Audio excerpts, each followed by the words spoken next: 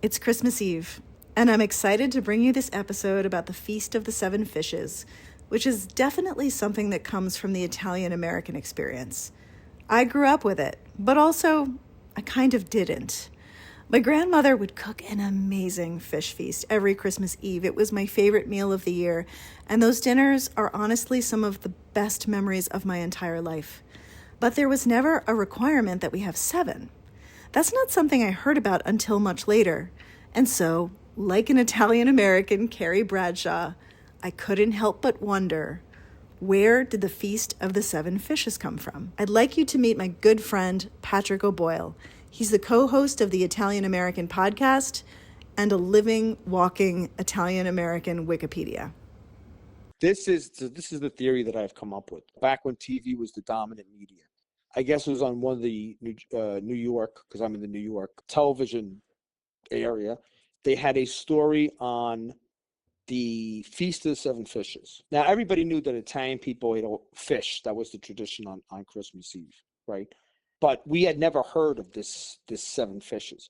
And this So is I in looked, the 80s, the 1980s? yeah, it's definitely the 80s. Okay. So I remember my mother, my grandmother, and I watching this TV show, a local news show talking about seven fishes. And we looked at each other and said, why seven? It had never, there was no, we had no knowledge or recognition of the seven number. And my grandmother, because being Neapolitan, there's always people from Campania are very, very superstitious. I remember us having a conversation saying, should we have seven fishes? Is it unlucky if we don't? So there must have been something in that news show that said that seven was the lucky number for the fishes, and that's why, and people say it's from sacraments and stuff like that, but there had to be some kind of allusion to seven, it's good luck to have these seven fishes on Christmas Eve, or the Italians eat this and it means a prosperous year. There is, everyone I speak to, there was no communal recognition of this seven fishes as a title until within the last 30 years. Tell me in 1964, 1965, 1955. No one can tell me in 1932 they were cooking seven fishes. It is definitely a 1980s phenomenon. And I know that, John Viola, my co-host, had went through newspapers.com. There's no mention of this whole seven fishes things. I think maybe the first on the newspapers in the later 80s, early 90s. Number one, there's very few things that everyone in Italy does. Right? Right. I don't know. Maybe brush their teeth, have a cup of coffee. It's a country that's extremely, as you know, regionally varied. So even if there was a tradition, something so specific as seven fishes, nowhere would that be something all throughout all of it. We have a theory that maybe whoever this news people went to go visit, there might be some town. It's possible there's some town in Italy that has this seven fish tradition. I've heard someone say that it's the thing in Shaka. I've never heard anyone from Shaka back this up. My theory is somebody from the New York newsroom went and interviewed a family buying fish for Christmas Eve, right? Especially when news media was so strong. You had all these roaming reporters. I'm sure they were someplace on Christmas Eve with an Italian family buying the fish, or they taped the Italian family cooking the fish or serving the fish. And they said, oh, we always have seven fishes on Christmas Eve. It's for good luck. And I think that's how the reporter decided to entitle the article or the news story, The Feast of the Seven Fishes. Got it. You weren't going to eat fresh fish in Italy. Right. Back Bacala maybe, years ago. but that's it. Yeah, but bacala, if you go into the interior parts of Basilicata, Irpinia, parts of Italy that are far from the ocean, yes, they would have bacala, the two salted fishes. They would have bacala or anchovies on Christmas Eve. So they would have maybe, that was their big treat all year. Bacala was a very expensive thing. So they would soak their bacala. They might have it fried. They might have it in a salad, especially a salad with potatoes where it would be oil and lemon to make it stretch, go a little further. They might make zepolas, and they call it pizza frita, fried dough, different parts of the country. And they would put some bacala on that because you had to make it, you had to stretch it. You might have spaghetti with anchovies as the pasta course. You might have, I know people had spaghetti with bacala. You might make zappas, again, the fried dough with anchovies in it. But that was the extent of the fish. I have found in the interior parts of Italy, and even in the coastal areas, the big thing 150 years ago, we'll say in the pre-war era, and even afterwards, was fried dough, some type of fried dough, because it was a special occasion, and a fried dough could feed a lot of people. So maybe you had spaghetti with anchovies, and then you had fried dough after with a little bit of bacalao. Nobody in Irpinia in 1890 was making spaghetti and clams, Right. or in Basilicata. It just didn't happen. I mean, it would take you a week to get the clams there, Right. on a donkey. But after the war in Italy, all this stuff took off because now you had refrigerated cars, a refrigerated truck. So now all of a sudden, the same way people don't realize that after the war, so many people left the city of Naples and went to rural areas and opened up pastry shops because now with trucks and stuff, you can move things around. With gas ovens, you could regulate actually what you were baking. I mean, there was parts of interior Italy, rural places. They didn't see a birthday cake until after World War II. Right.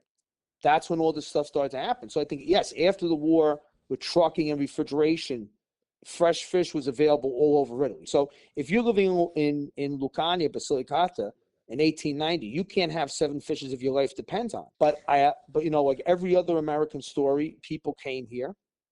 Stuff like my grandmother used to love to make, and we still do it, spaghetti with shrimp on Christmas Eve, right? I am sure that was not her mother's tradition. But where a lot of towns in Italy, the tradition was just like a simple aglio, spaghetti with garlic and oil, and maybe a little bit of anchovies. You come to America, now you have prosperity. Now you go out and you buy shrimp. Now you go out and buy lobster. For the Catholic Church, Christmas Eve was a day of fast and abstinence. So the Italians just took a fast and abstinence day and just brought it on to the next level. When I'm saying antiquity, I'm talking before the radio days. Vespers were a big thing.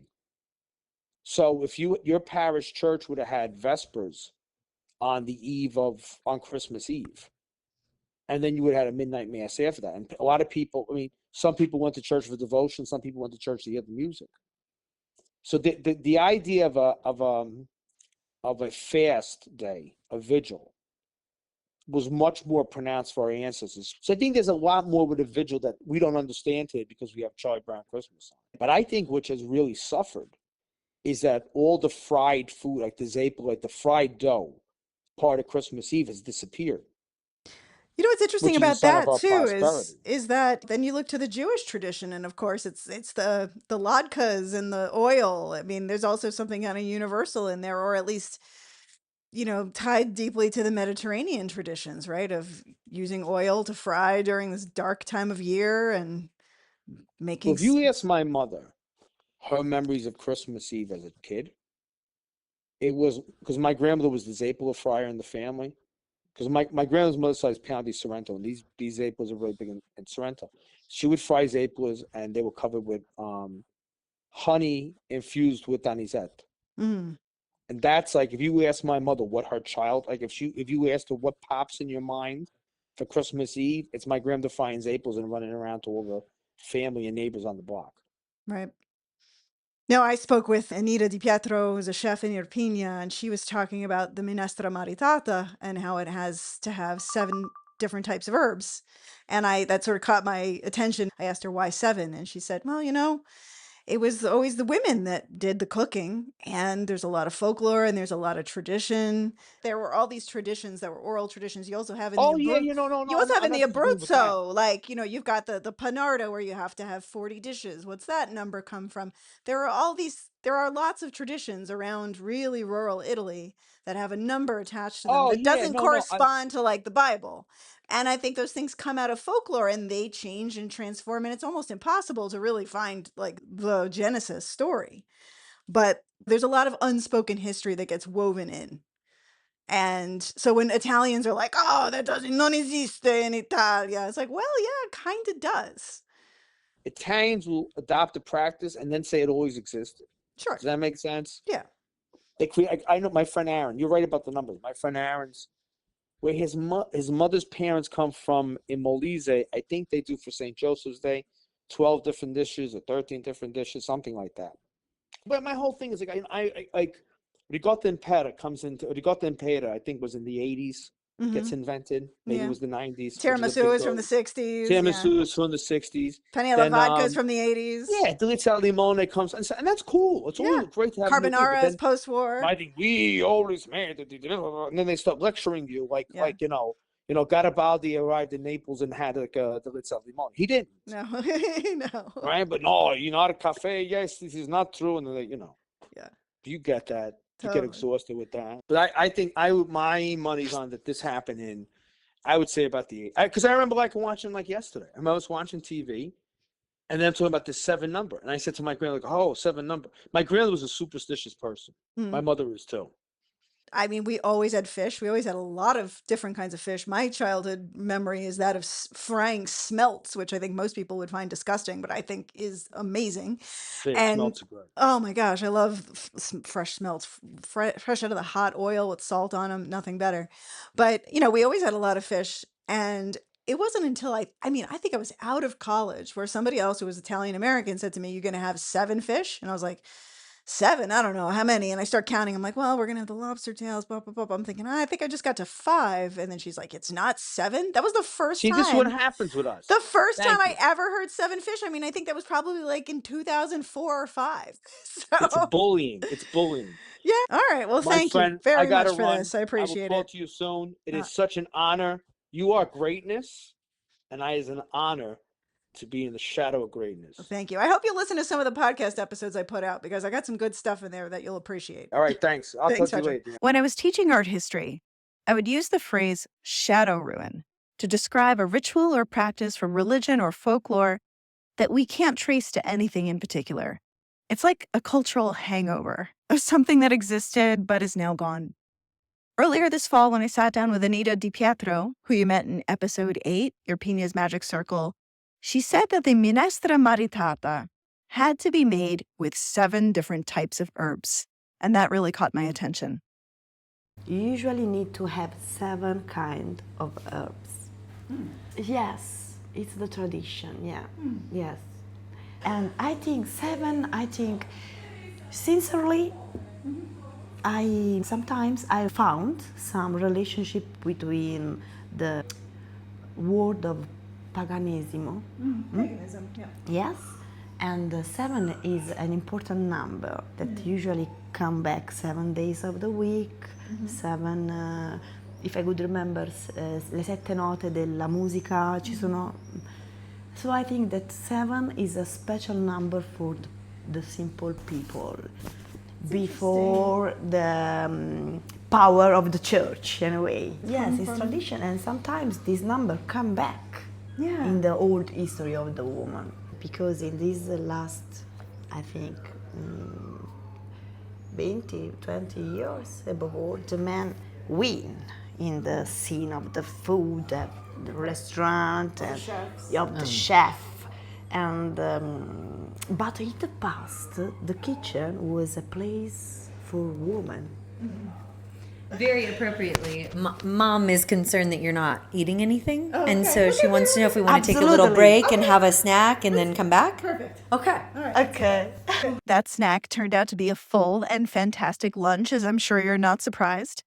And at some point, I explained to Anita that I was stuck on the number 7 because of the Feast of the 7 Fishes. So many Italians on social media, they just love to criticize Italians of the diaspora, telling us that our adapted traditions are exaggerated or inauthentic. But as Anita said, the world of paganism is embedded in food. Farmers and foragers live in intimate contact with the earth and learn their lessons from nature. And it would be impossible to root them all out, pardon the metaphor, but people have always found comfort in patterns and solace in traditions. And ritual is a container to keep the ephemeral alive. And the Feast of the 7 Fishes is very much alive. Certainly here in the New York area, where people are waiting in line outside of fish markets, even with these terrible 20-degree temperatures we're having this week. I know people who are not Italian who are making fish this Christmas Eve. And that's the best thing that I can say about Italian culture. There is always more room for people at our table. Now, before we end, I'd like to share with you what my dear friend Jennifer Federico is making for Christmas Eve. She's from Pestum, Italy, and she's a newly minted American citizen. A couple of weeks ago, in fact, we celebrated her swearing in with Japanese ramen. What my father had as a little kid growing up in Pestum. So I'm not 100% sure. For some reason, something that I never asked him. However, I'm sure there was some bacala involved. Bacala is a plate that is typical of southern Italy, even more in Campania. And my grandmother, my nonna Giannina, used to love it. So I'm sure there was a lot of bacala involved, and there are several recipes that are typical of this time, both Christmas Eve and New Year's Eve, that are bacala fritto, so the fried and battered, then all'insalata in a salad, so boiled, and then with lemon, salt, and different ways. Also, very typical one is insalata di rinforzo, so it's the bacala with cauliflower and a pepper called papacelle, and is all mixed, a little bit spicy. All the men of the family love it. And then there is also il baccalà e patate, baccalà with the tomato sauce and potatoes, which actually just the other day I was saying to my mom we should do it, because growing up I didn't eat it that much because my father didn't like it, but my grandmother used to love it. So after that my grandmother passed away, we didn't eat it anymore. So I really would like to go back to that recipe. And I'm sure there was some anchovies involved, and escarole and broccoli. That's two or three typical things that are still very, very typical in my area. Anyway, growing up in the 80s, 90s in Pestum, the Christmas Eve and New Year's Eve was always, always, always seafood and fish, and Christmas Day and New Year's Day was meat. It was just like a religious thing that you have to do it that way. Since it was the 80s, there was a little bit of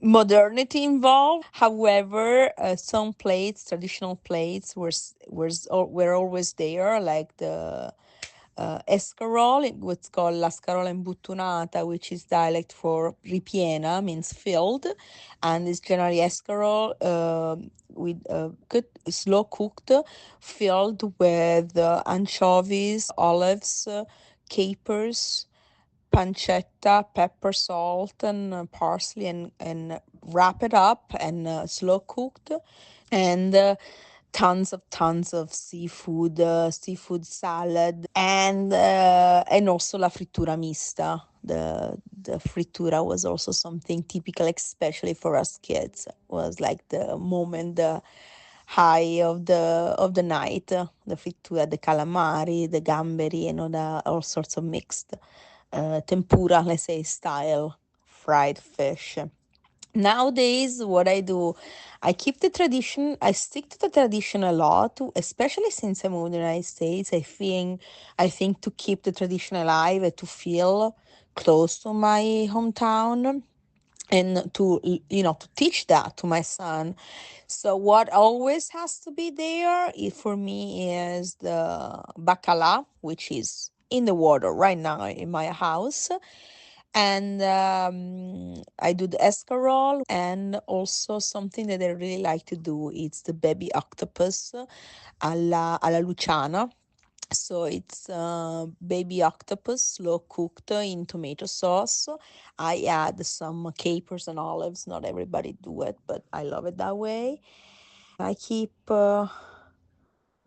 the tradition really alive. I'm sure my plates are very similar to my nonna Giannina, with the recipes have been passed down from her to my father, my aunts, my mom, that she came from England and learned all those recipes the way had to be cooked. And then now to me. This is the last episode of Tante Belle Cose for 2024, but I have so many beautiful things to share with you in 2025. If you're planning a trip to Italy, consider subscribing on Substack to become part of our trip planning community. For just $8 a month, you can ask me any question you want in the subscriber-only chat. And once a month, I host a session on Zoom where you can also ask me anything. And if you can't make it, don't worry. You can just email me the question, and I share the recording the day after. My goal for this podcast is to take you off the beaten path, to introduce you to the best people and places in Italy. And it's not only about practical travel advice. If you simply want to travel with your heart and mind, stay with us. All episodes are free and available on Spotify, Apple Podcasts, YouTube, and Substack. Merry Christmas, Happy Hanukkah, Buona Vigilia, and thank you for listening. I'll see you next year.